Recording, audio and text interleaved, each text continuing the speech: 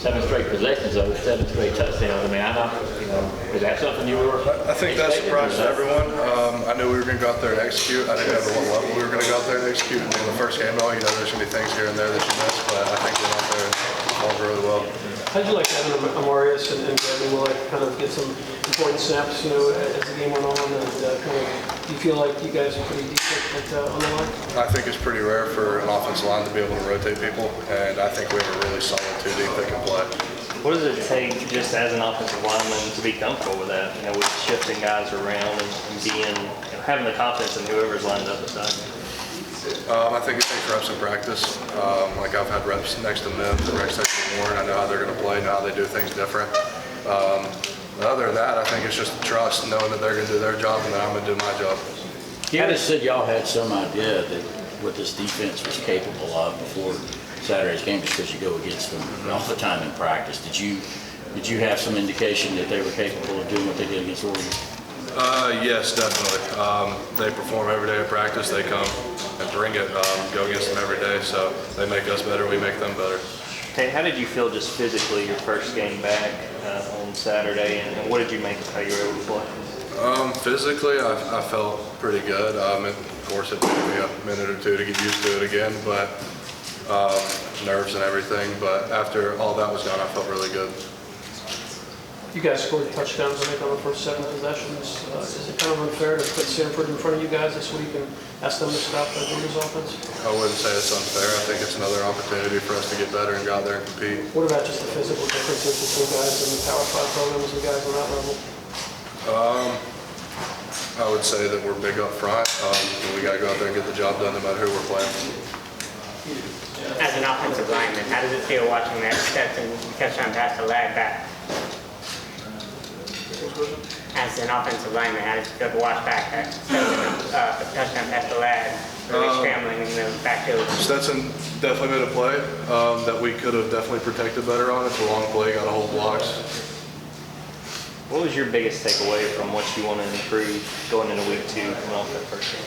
Personally, it's definitely like footwork and things, just little things, hat placement, stuff like that. Got me in some situations I didn't need to be in up front. So. Tate, Curry was mentioning that the new coaches on snap, body and way out there things, that kind of stuff. How have you seen that from Coach Searles? I think Searles is really taking control of our offensive line room. Really has his bought in. He's kind of changed a couple things about how we go about every day, and I'm a big fan of what he does. What has he changed about the everyday routine, or how y'all do things in practice? Just up front, just challenge us every day to go out there and have a great day. No bad days. Just go out there and compete. Tristan was talking a lot about the atmosphere inside Mercedes-Benz. What effect did that have on you? Looking out there and seeing all that red was huge. I think it gave everybody on our team a big boost. I think I got told before the game it was 80% our fans. So just looking out there and seeing that is a big deal. After the first game, what do you think the identity of this team is? I think explosive on offense and physical on both sides of the ball. I think that's going to be our identity every week, is going out there and being physical. How about you? You don't know till you play. How much On offense and physical on both sides of the ball, I think that's going to be our identity every week, is going out there and being physical. How about you? You don't know till you play. How much validation did you come out of that game? Right after the game, you come out with a lot, but then you go back and watch the film and you think, okay, there's a lot of things we need to work on. There's a lot of situations that could have gone a lot worse than they were. We saw Cedric being able to get the second level a few times, kind of take some of those Oregon defenders. What does he do being a part of this offensive line, what he brings every day? You see that day in and day out with Seth blocking the second level till the whistle blows. Seth works extremely hard. He's the leader of our offensive line right now. He's the one that makes all our calls, and when he talks, we all listen. Tate, you've had some high praise for Michael. What was the moment that you realized that, hey, this kid, he's a freshman, but he's ready to go play in a big time game? First, you just look at him. The first day I saw him, I thought it was Trayvon back in our locker room. But just the way he practices, he's physical, he's fast, he moves. You see him in a 3-tech, and I've got to go right here, because if not, he's going to beat you. Another guy we saw on Saturday, Nazir, a good bit. What have you seen from him just going up against him throughout full game? He's physical. He holds his spot well. He plays hard. What is it like in a game like that where y'all were rotating as much as guards were you, Willick, and Truss? What is it like? I would say it's nice knowing that if you're dying tired, which I don't think any of us were. I think we were pretty all well. It's good to know that whoever's in there after you can trust to go get the job done. What's the excitement like for you coming to this Saturday, getting to play in front of the stands, in front of the Samford? It's really exciting. Didn't get that experience last year. I'm pumped for it. I'm ready to go. You can have a lot of family in the stands. I should.